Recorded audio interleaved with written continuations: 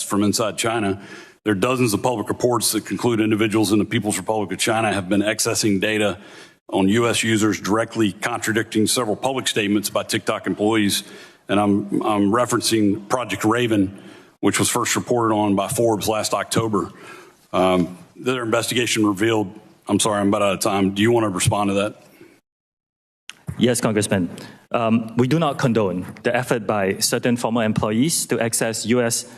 TikTok user data in an attempt to identify the source of leaked confidential information. We condemn these actions. After learning about them, we found a highly reputable law firm to thoroughly investigate the incident. We took swift disciplinary action against employees who were found to be involved and are implementing measures to make sure this doesn't happen again. We have made this team available to you. I think they have briefed many of you in this committee very extensively, and I will continue to make them very available to you as part of our transparent commitment. Thank you. My time's expired. I yield back. Gentleman yields back. Chair recognizes the lady from Illinois, Ms. Schierkowski, for 5 minutes. Thank you. So today, in the Wall Street Journal, they said today,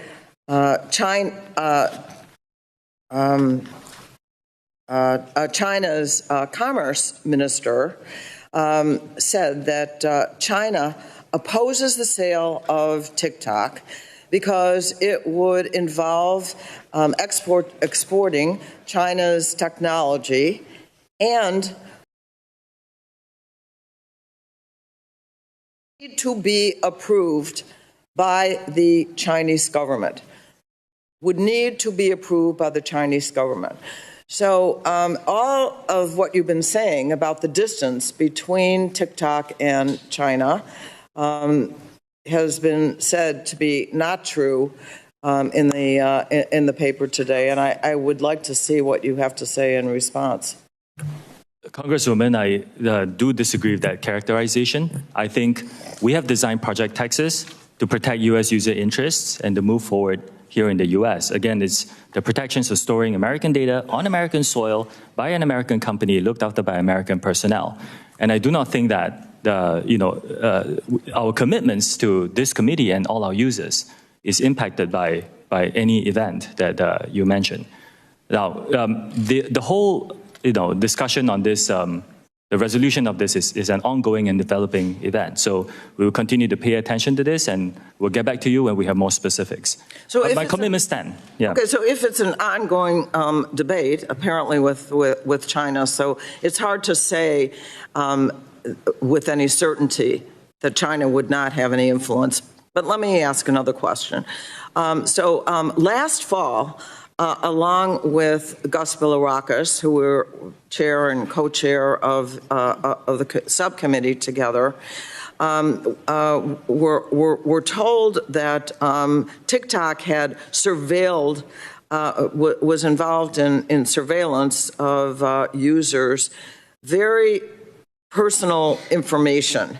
And you might say, well, not more than other companies, and I agree with Ranking Member Pallone that I really don't want to go by that standard particularly, but that TikTok's in-app browser surveilled everything from Americans, including passwords and credit card numbers, et cetera. So I just want to ask you if TikTok did track and collect this sensitive data that Americans don't want to have disclosed.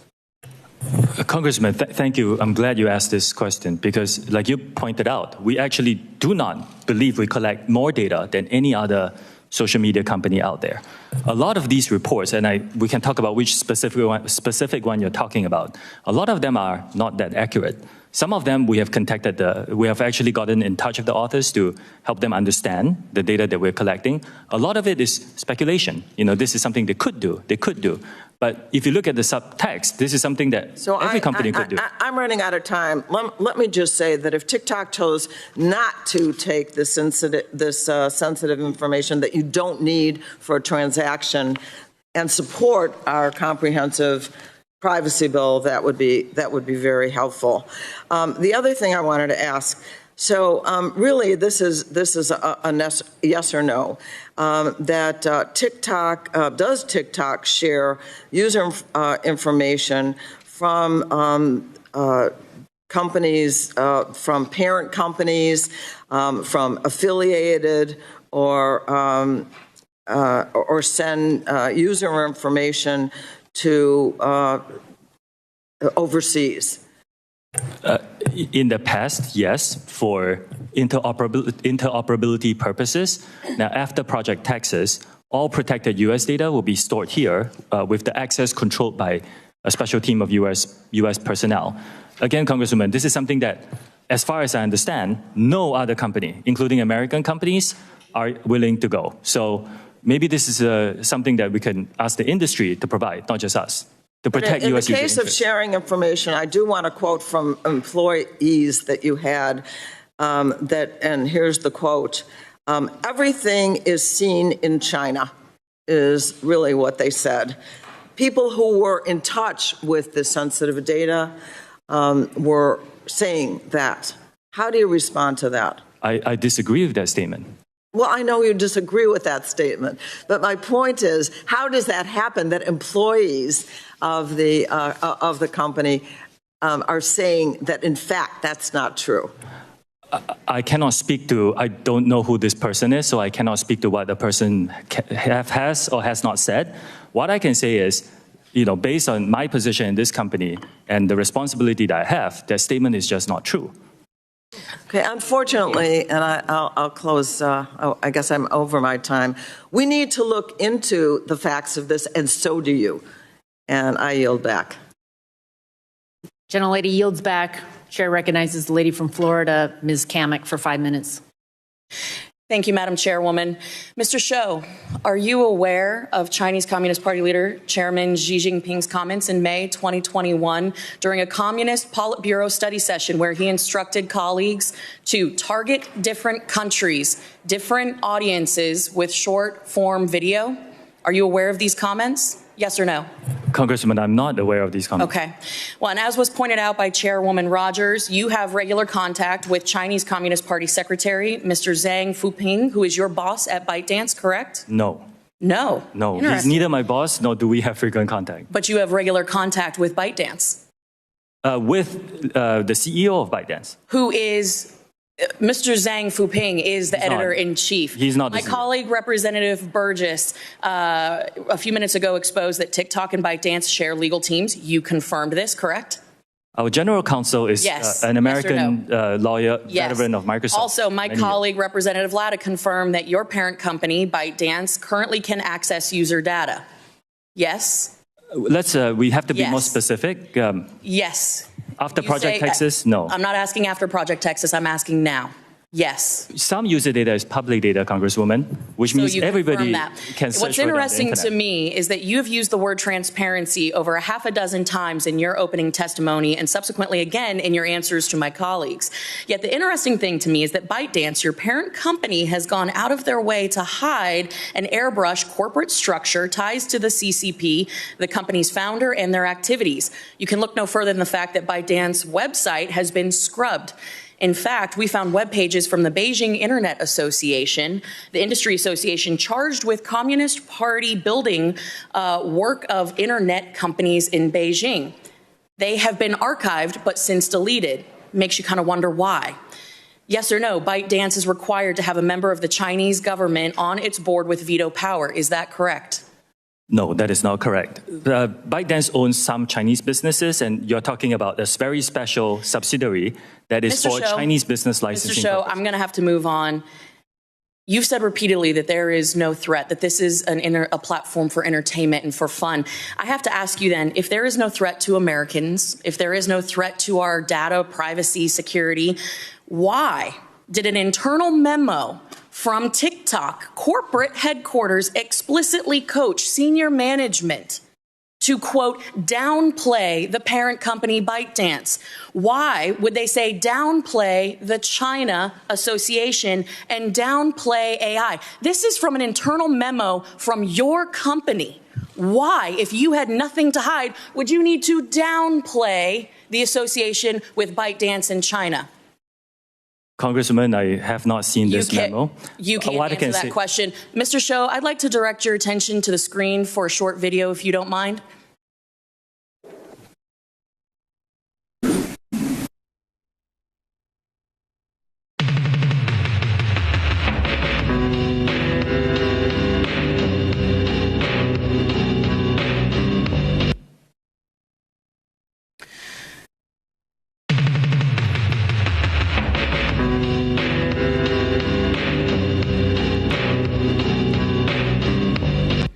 Mr. Shou, that video was posted 41 days ago. As you can see, it is captioned me as F. At the House Energy and Commerce Committee on March 23rd of this year. This video was posted before this hearing was publicly noticed. I think that's a very interesting point to raise. But more concerning is the fact that it names this chairwoman by name. Your own community guidelines state that you have a firm stance against enabling violence on or off TikTok. We do not allow people to use our platform to threaten or incite violence or to promote violent extremist organizations, individuals, or acts. When there is a threat to public safety or an account is used to promote or glorify off-platform violence, we ban the account. This video has been up for 41 days. It is a direct threat to the chairwoman of this committee, the people in this room, and yet it still remains on the platform. And you expect us to believe that you are capable of maintaining the data security, privacy, and security of 150 million Americans where you can't even protect the people in this room? I think that is a blatant display of how vulnerable people who use TikTok are. You couldn't take action after 41 days when a clear threat, a very violent threat to the chairwoman of this committee and the members of this committee was posted on your platform. You damn well know that you cannot protect the data and security of this committee or the 150 million users of your app because it is an extension of the CCP. And with that, I yield back. Can I respond, Chair? No, we're going to move on. Gentlelady yields back. Chairman recognizes the lady from California, Ms. Matsui, for 5 minutes. Thank you very much, Madam Chair. And I'm really glad that we're having this very important hearing here today. And let me just say, make no mistake, the Chinese government represents a real and immediate threat. Look no further than even the vulnerable gear still in our telecom networks that needs to be ripped and replaced. But we can't lose sight of the important internet governance issues TikTok and other social media companies represent. I'm especially committed to demanding transparency from large platforms about the algorithms that shape our online interactions, especially for teenagers and young users. And that's why I introduced the Algorithmic Justice and Online Platform Transparency Act to bring greater visibility into this ecosystem. My bill would prohibit algorithms that discriminate on the basis of race, age, gender, ability, and other protected characteristics. It also would establish a safety and effectiveness standard for algorithms while requiring new forms of oversight. Now, this bill would require online platforms to publish annual public reports detailing their content moderation practices, which I believe should be a baseline requirement to enable meaningful oversight and consumer choice. Mr. Chu, just yes or no, do you believe a requirement for annual content moderation practices for social media platforms would be beneficial? Yes or no? Yes. This transparency bill would also require online platforms to maintain detailed records describing their algorithmic process for review by the Federal Trade Commission in compliance with key privacy and data identification standards. Mr. Chu, does TikTok currently maintain records describing their algorithmic processes? Yes or no? Congressman, I will need to check and get back to you on what kind of specific records you are talking about. I wait for that. Over the past few years, alarming information brought to light by whistleblowers have shown that social media companies are intimately aware of the effect their products have on young women, political extremism, and more. Despite this, they withheld those studies or declined to investigate further. In either case, it shows a pattern evasive or negligent behavior that I find concerning in the extreme. Mr. Chu, does TikTok conduct its own studies on the effect of its algorithms and content distribution models on mental health or safety? And if so, how and when are those findings made public? And if not, do you believe they are necessary? Congresswoman, we rely on external third parties and fund their research to help us understand some of these issues. For example, we worked with the Digital Wellness Lab at the Boston Children's Hospital to understand the 60-minute time limit that we put for all our under-18 users. And we are supportive of legislation that provides more funding for research, like, for example, for the NIH. Okay. Yeah. TikTok tailors its recommended content based on user activity to encourage people to spend more time on the app. While this practice is by no means unique to TikTok, given the prevalence of young users and the digestible nature of short-form video, I'm concerned about the app's tendency to exacerbate existing mental health challenges. Mr. Chu, does TikTok have different policies for amplifying content that would be related to depression or dieting versus content like gardening and sports? If yes, describe these policy differences. If no, why not? Congresswoman, thank you for that. This is a great question. The answer is yes. We are trying out some policies together with experts to understand certain contents that are not inherently harmful, like extreme fitness, for example, but shouldn't be seen too much. And these are models that we're building, and we are trying to understand, together with experts, how to best implement them across our platform, particularly for younger users, okay, under so 18. Yeah. In cases where users have been engaging with potentially harmful content, I believe it's imperative that the app takes steps to moderate that behavior rather than continuing to promote it. I mean, in a sense, I apologize. About that. I wasn't clear. First, anything that is violative and harmful we remove. What I meant to say were content that is not inherently harmful. Like some of the extreme fitness videos about people running 100 miles. It's not inherently harmful, but if we show them too much, the experts are telling us that we should disperse them more and make sure that they're not seen too regularly, so especially by younger users. So you're intentional about that then? It's something that we are working on it, yes. Yeah. You're working on it? Yes. Okay. I yield back. Gentle lady yields back. Chair recognizes the gentleman from Florida, Mr. Bill Rockus, for 5 minutes. Thank you, Madam Chair. I appreciate it very much. Thanks for holding this hearing. Mr. Chu, your algorithms have prioritized providing harmful content directly to children, like self-harm challenges and even suicide. Just 3 days ago, Italy opened an investigation into the TikTok over user safety concerns after the so-called French scar challenge went viral on your platform. I know you know about the blackout challenge, which others may know as the choking challenge that encourages children to bring them to the point of unconsciousness or in some cases, tragically, death.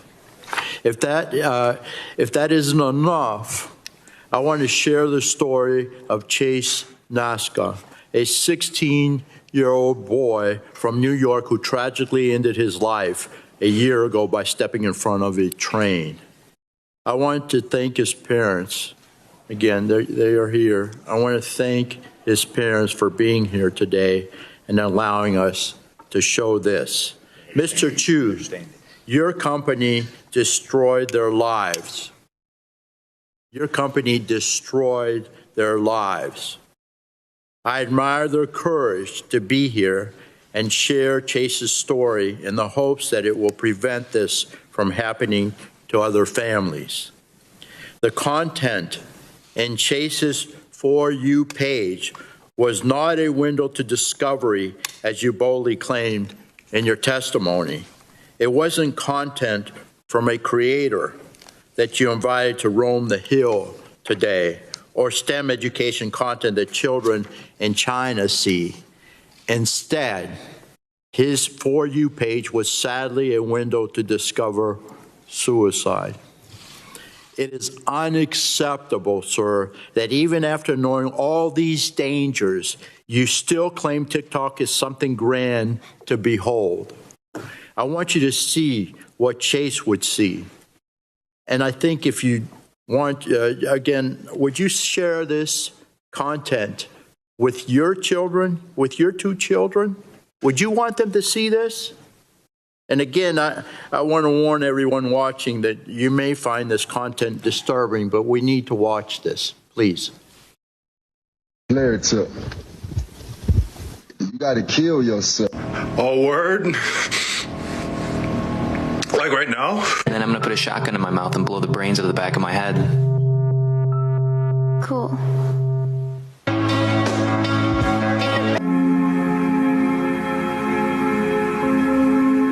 This is a cute story. My brother, who is addicted to painkillers, blew his head off on the State Street Bridge.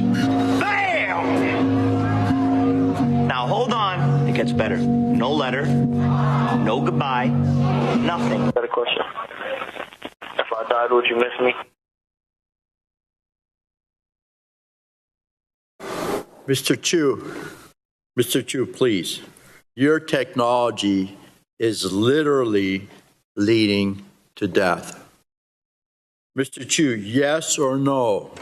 Do you have full responsibility for your algorithms used by TikTok to prioritize content to its users? Yes or no, please? Congressman, I'll just like to, if respectfully, if you don't mind, I would just like to start by saying it's devastating to hear about the news of, as a father myself, this is tragic. Yes or no? I'll repeat the question. Do you have full responsibility over the algorithms used by TikTok to prioritize content to its users? Yes or no, please? Congressman, we do take these issues very seriously. Yes or no? And we do provide resources for anyone who types in anything that Sir, is suicide yes or related. no? I see you're not willing to answer the question or take any responsibility for your parents' companies, the technology, and the harms it creates. It's just very, very sad. Very sad. It's very sad. This is why Congress needs to enact a comprehensive privacy and data security law to give Americans more control over their information and to protect our children. We must save our children from big tech companies like yours who continue to abuse and manipulate them for your own gain. And I'll yield back, Madam Chair. Gentleman yields back. Chair recognizes the lady from Florida, Ms. Castor, for 5 minutes. Well, thank you, Madam Chair. Colleagues, it is urgent that the Congress pass an online data privacy law that protects the personal privacy of Americans online, and particularly our kids. While this hearing shines a light on TikTok, this hearing also should serve as a call to action for the Congress to act now to protect Americans from surveillance, tracking, personal data gathering, and addictive algorithmic operations that serve up harmful content and has a corrosive effect on our kids' mental and physical well-being. For many years, I've sounded the alarm in this committee of how big tech platforms like TikTok and Facebook and Instagram incessantly surveil, track, gather personal private information, and use it along with data brokers to target and influence our behavior. This is a much broader issue than TikTok in China. There are other malign actors across the world who gather data to use it as an element of social control and influence peddling and worse. And as I detailed in this committee last year when we passed our online privacy law, the harms to children are very serious and demand swift action. Big tech platforms profit immensely from keeping children addicted. They do not care about the privacy, safety, and health of our kids. They are the modern day tobacco and cigarette companies that for so long resisted and misled Congress. And it took action by the Congress to actually protect our kids and to outlaw smoking by young people. In early 2020, based upon the growing body of evidence to harm to kids online, I introduced the Kids Privacy Act and the KIDS Act.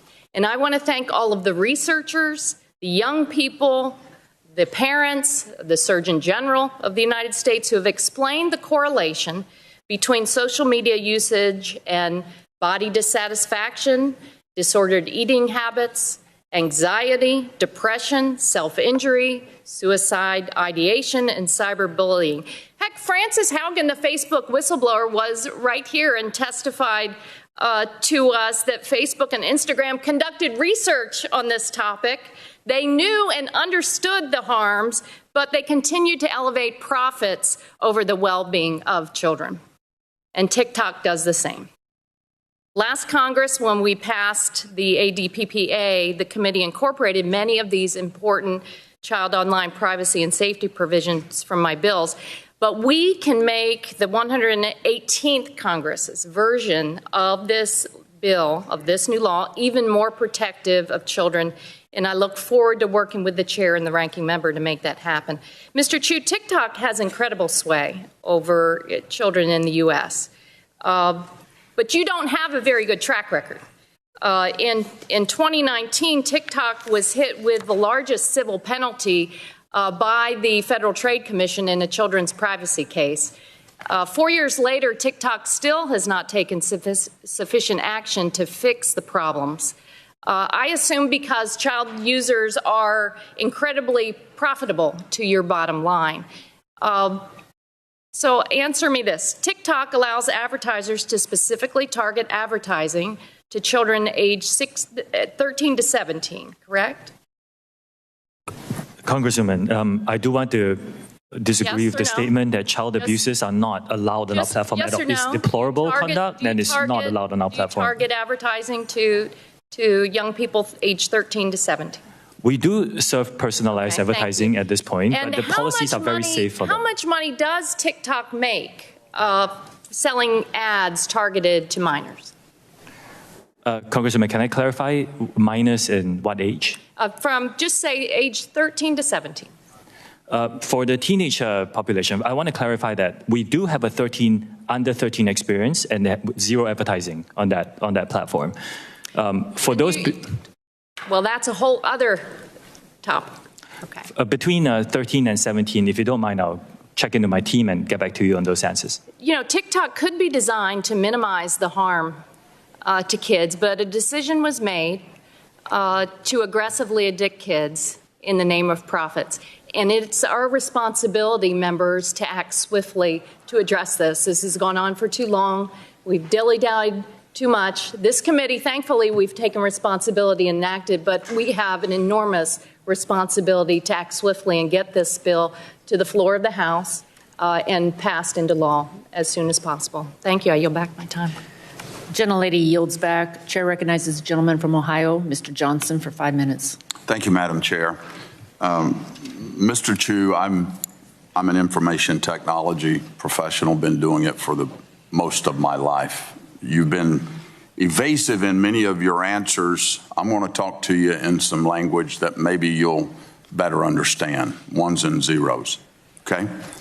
Let's talk about the Citizen Lab report. This is something your team frequently mentions in hearings as a way to exonerate yourself. For example, in the limitations section, it reads, we could not examine every source code component and test in the apps in every circumstance, which means our methods could not find every security issue, privacy violation, and censorship event.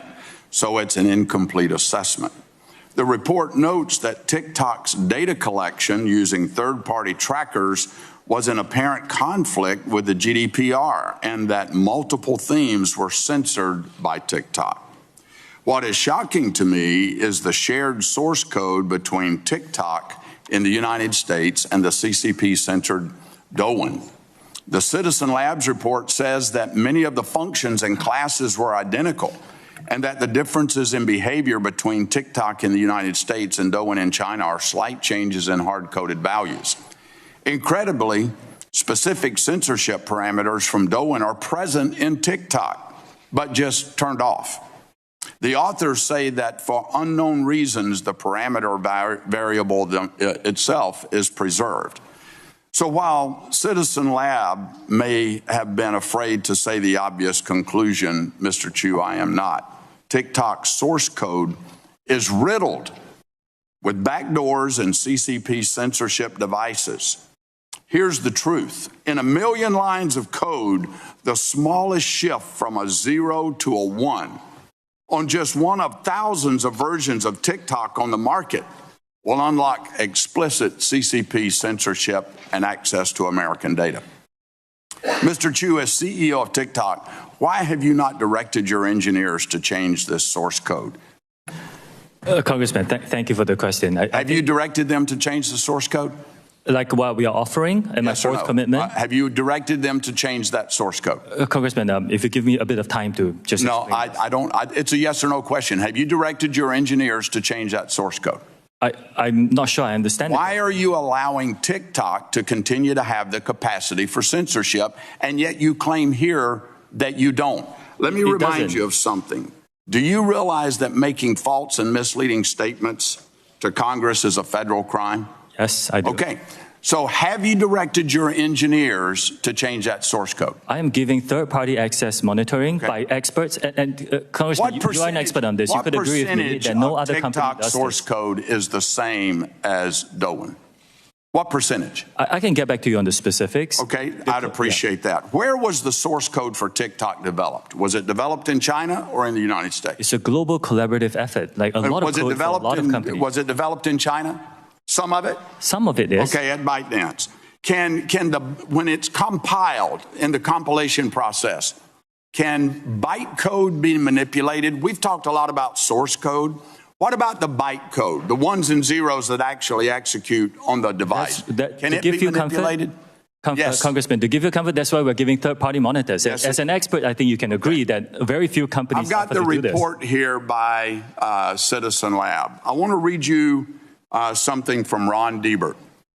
Specifically, in your written testimony to Congress, you stated on page 9, Citizen Lab found that there was no overt data transmission by TikTok to the Chinese government and that TikTok did not contact any servers within China. You implied that Citizen Lab exonerated TikTok from any information sharing with China.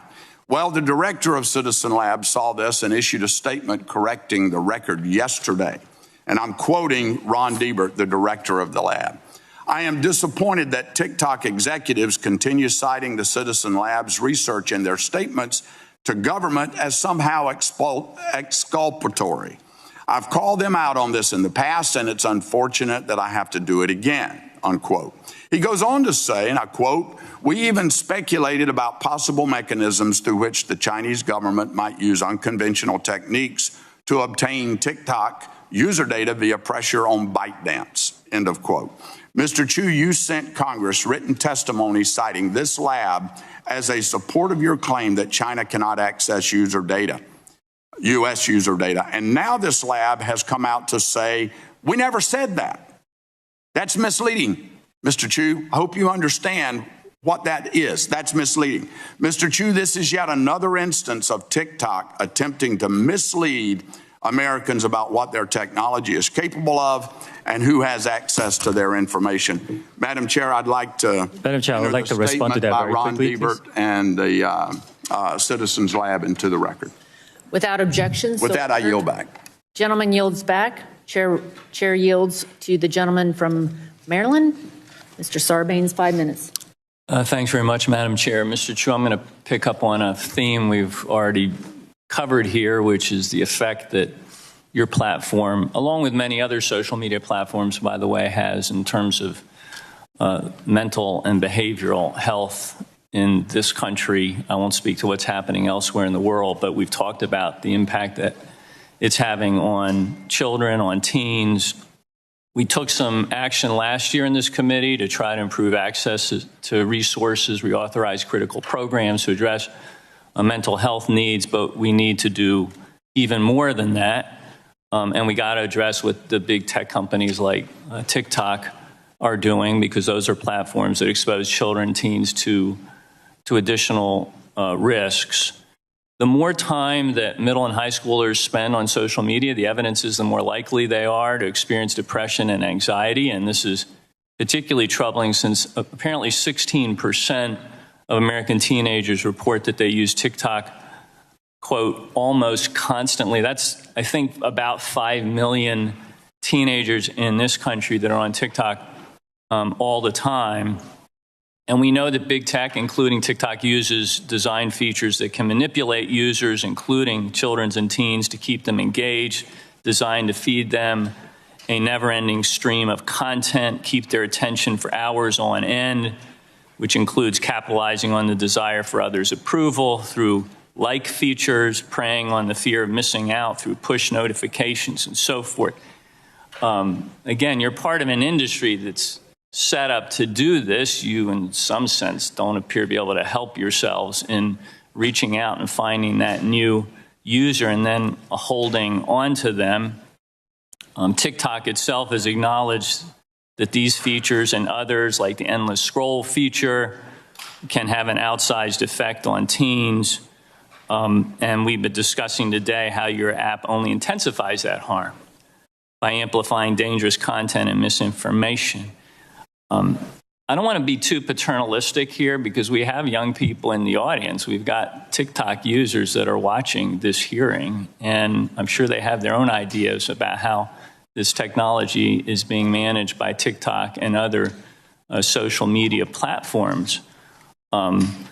They like to access the platforms, and they should be able to do that safely, so it's certainly in their interest, and they can drive this conversation, I think, perfectly well. But it's not a fair fight, is it? I mean, the algorithms are on one side of the screen. The human brain is on the other side of the screen, drowning in these algorithms, in many instances at an age where the brain's not even fully developed yet. So those addictive impulses are being sort of perfected by the technology. And again, it leaves the users sort of helpless in the face of that. Are you looking at ways to redesign core features like the ones I mentioned to be less manipulative, and addictive for users? And can you commit to making some of those modifications here today?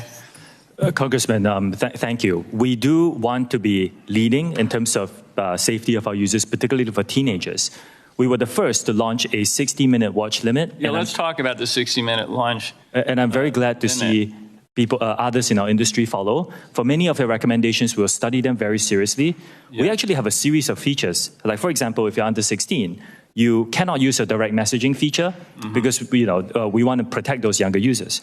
If you're under 16, you cannot go viral by default. If you're under 18, you cannot go live. And let me go back to the 60-minute limit. Because my understanding is that teens can pretty easily bypass the notification to continue using the app if they want to. I mean, let's face it, our teens are smarter than we are by half, and they know how to use the technology, and they can get around these limits if they want to. Are you measuring how many teens continue to exceed the 60 minutes of time on that app? We understand how that's working. We understand those concerns. Our intention is to have the teens and their parents have these conversations about what is the appropriate amount of time for social media. That's why we give the parents what we call family pairing. Let me ask you this question before I run out of time.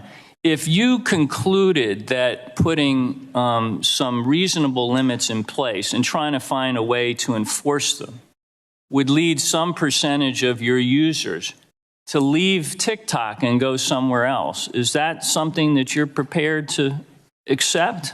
Yes. Really? Well, I'd love to get the research on how these limits are being implemented, how they're being bypassed, and the things that you're taking, the measures you're taking to address those issues going forward. Please bring that information back to our committee as we move forward. I'll be happy to. I yield back. Gentleman yields. Chair recognizes the gentleman from Kentucky, Mr. Guthrie, for 5 minutes. Thank you, Madam Chair, for yielding. I appreciate the time. Mr. Chu, your terms of service specifically state that TikTok does, and I quote, not allow the depiction, promotion, or trade of drugs or other controlled substances. Despite this content being against your terms of service, and I've brought this up with other service providers, but despite this content being against your terms of service, content on your platform related to illicit drugs like fentanyl, drug trafficking, and other illicit activity is pervasive and racks up hundreds of thousands of views. For example, in 2020, the Benadryl challenge resulted in the death of an American teenager. And we heard of another challenge earlier today that brought a death of a teenager. While you were at ByteDance, if you were the CFO for ByteDance, did Douyin allow related illicit drug trafficking or challenges resulting in death or injury to kids? Congressman, I represent TikTok here today. I can tell you that TikTok does not allow illegal drugs content on our platform. Does Douyin do it in China? I believe they don't allow this, but I will need to check. I don't run their business. I can tell you TikTok does not allow this. This is what we're concerned about, and my guess, and it would Douyin allow for 41 days a threat against a member of the Chinese Communist Party to stand on their site for 41 days? Again, I cannot speak for Douyin, and I'm sorry, I didn't hear the second part of what you said. Well, we had a threat against the chairman of our committee that was on your site for 41 days. My guess is that would not be allowed in China. That content is, if it's violative, I would look into the specifics, and if it violates our guidelines, it will be taken down on TikTok. Yeah, it surely appears that it does. But the problem is what I'm trying to get at is you seem to be able to prevent this content in China, but so not even taking it down, just prevent it from being posted, and yet it's on your website. So I have a couple of questions about. You said earlier, as soon as you find this information, you take it down. So how quickly does your algorithm detect keywords or content that involve illicit drug trafficking before these posts are self-reported or used by others? We have about 40,000 people working on this now, together with the machines that we train. I don't think any company in our industry can be perfect at this. This is a real big challenge for our industry, but our goal is to get any violative content, including illegal drugs, down to a very, very small number. That's the problem. When we have these hearings, we have CEOs of different companies and of your colleagues and competitors, and we always hear apologies, and we always hear we want to do better at this, but it just doesn't seem to keep improving. And we still hearing stories of our children, and obviously this has been talked about today. So how many posts and accounts have been identified and removed from TikTok due to content posted related to illicit drugs or other controlled substances? Congressman, we do publish that in a transparency report. I can get my team to get the information to yours. Thank you. I appreciate that. Also, we understand that the way that people use TikTok or other platforms similar to yours is that they ensure flagged user content isn't permitted to jump from. So my question, so what we've heard is that the instances the users see a drug advertisement and then give a code to go to another site. So my question is, do you work with other platforms to ensure flagged user content isn't permitted to jump from one platform to others? I will check with my team. I would love to work with our industry to make sure that we stamp out these problems. Violative content should not be allowed on any platforms, in my opinion. Well, so what's kind of frustrating to all of us here is that we look at what's happening on your sites and others, and particularly that we know, because we've done a research, that you can't have access to illicit drug information or others on Douyin, which is a sister company, as you say, in China. And so it absolutely, if you can prevent it on one and not the other, you obviously have the ability to stop it from moving forward, and yet you don't. Would you like to expand how one of your sister companies can prevent that and you not? I know you don't represent Douyin, but they don't allow it, but it happens on your platform. What's the difference? First of all, the majority of the content on TikTok is fun, entertaining, informative, and very positive for our users. Like other companies that operate in this country, we have to deal with some bad actors who come and publish some content on illegal drugs. The bad actors don't seem to be able to access Douyin. The TikTok U.S. experience should be compared to other U.S. companies because this is a common challenge. But your parent company has the technology to prevent it because you prevent it in China, but you can't prevent it here. What's the difference? That's why I'm asking. Oh, Congressman, there is no technology that is perfect in doing this. We have to deal with the reality of the country that we're operating in. Mm-hmm. And here in the United States, as with other companies, we share this challenge. We are investing a lot to address the challenge, but we are, it's a shared challenge. You invest a lot to seem to be able to address it in China, but not here. Again, I think the comparison has to be within the single country. We face the same set of challenges here in the What's U.S. the difference? I'm sorry, I'm out of time, but what's the difference in China and here? Let me give you an example, Congressman. In my home country, Singapore, there is almost no illegal drug content because Singapore has very strict drug laws. Thank you. My time's expired, and I yield back. Gentleman yields back. Chair recognizes the gentleman from New York, Mr. Tonko, for 5 minutes. Thank you, Madam Chair. I'm concerned that TikTok's algorithm preys on vulnerable people, including those struggling with addiction, eating disorders, and other mental health conditions. The platform is designed to push content to users that will watch more frequently and for longer periods of time. Unfortunately, for many people suffering from certain mental health disorders, videos that reinforce their fears or negative self-image are more engaging. On top of that, TikTok has received sensitive patient health information and records of browsing activity from multiple telehealth companies like BetterHelp, and Cerebral.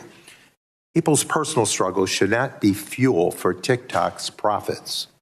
People should be able to seek help to address serious medical concerns without being afraid that their information will be shared with social media companies trying to push more products, services, or content at them. So, Mr. Chu, will TikTok continue to get information from third parties on its users' health, including their mental health? Yes or no? We will continue to work with experts, yes, if that's the question, to identify these issues. Will you continue to get information from these third parties, including their mental health? Yes or no? Congressman, I'm sorry, I may not understand your question. If your question is if I'm working with them on these issues, the answer is yes. It's not the question, it's will you continue to get information from these third parties on its users' health? Get information. We do not get any user health information from third parties, Congressman. You have talked a lot about user privacy and safety. Will you commit here today to no longer using data about users' health, particularly their mental health, to push them content or sell ads? Yes or no? We take our users' mental health very seriously. Yes or no?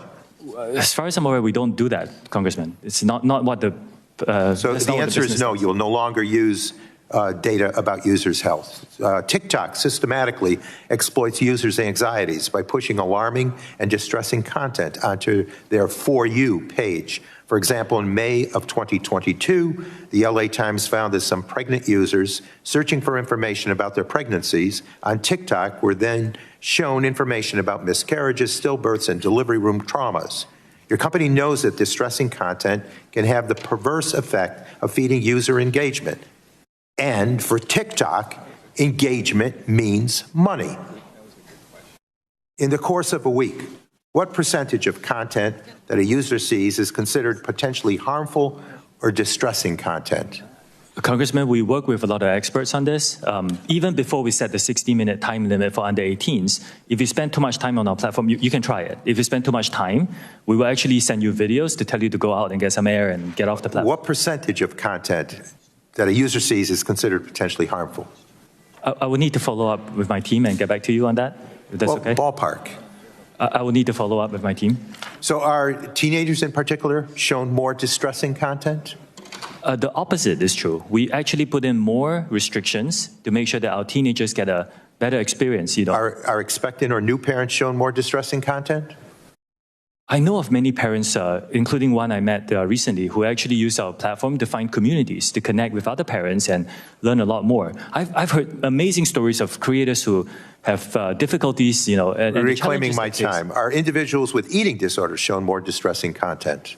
We do not. We remove all content that glorifies eating disorders, and we have worked with experts to look at certain certain content that may not inherently be harmful, like diet trends, and make sure that we disperse them more throughout our algorithm. What about those with mental health issues?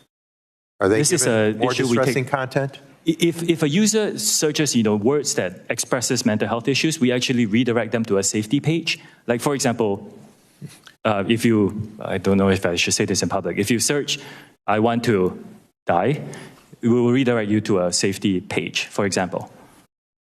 So what about those suffering from addiction? Are they given more distressing content? I'm sorry, Congressman, I missed that question.